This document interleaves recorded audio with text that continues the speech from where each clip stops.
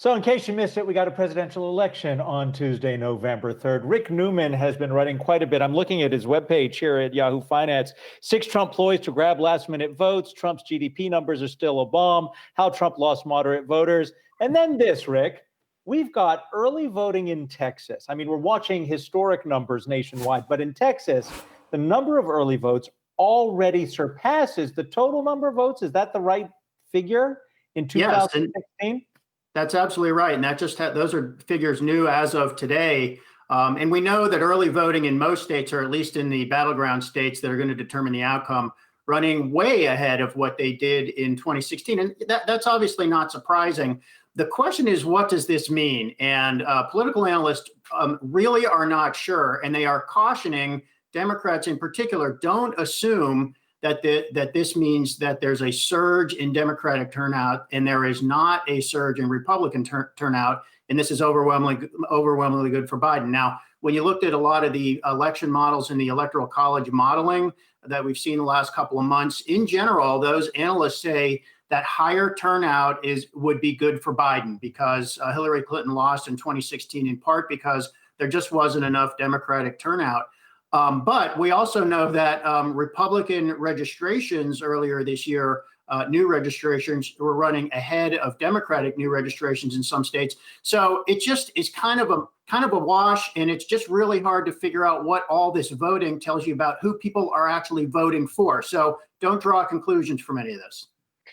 Rick, what about drawing conclusions about voting patterns generally? I mean, I know that this is a highly motivating election for a lot of people, and coronavirus is not the norm, clearly, as well.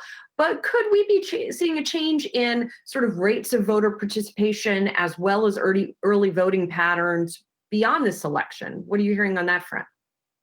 Who knows what's going to happen beyond this election? But we do know that voters on both sides are highly engaged. So it is probable that we're going to have the highest turnout in over a century. That's pretty remarkable when you think about it, especially in the context of the COVID pandemic. If there was ever a reason to stay home and not vote, it's this year when, you would have to go to what is basically a crowded place with a lot of other people. It's not going to be outdoors in most places, to get to a polling place. So that's one of the reasons we're seeing a lot of, pre-voting day, early voting. But we're probably going to see a big surge in turnout on voting day itself as well. So, this is just, honestly, it's been a fascinating election. And we can also talk about what the polls are suggesting if you want. I would like to mention one very interesting thing I've noticed recently is there's a big change in the state of Georgia, which nobody really considered a swing state before this year.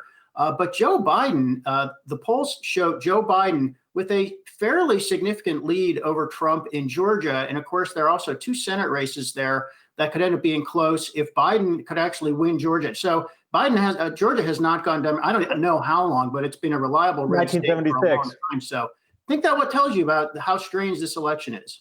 So let me ask you, Rick, what's the Klinsky moment? What's the thing that either side does not want to look at? What are they afraid of?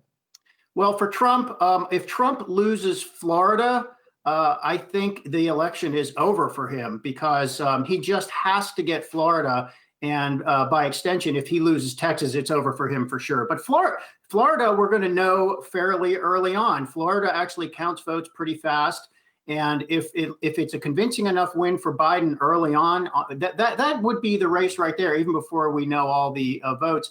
Biden is staking a lot of the outcome on Pennsylvania. We're going to have all 4 of the Biden principals, the presidential and vice presidential candidates and their spouses in Pennsylvania on Monday, the day before the election. So that's the one Biden probably thinks he needs to win to get over the top.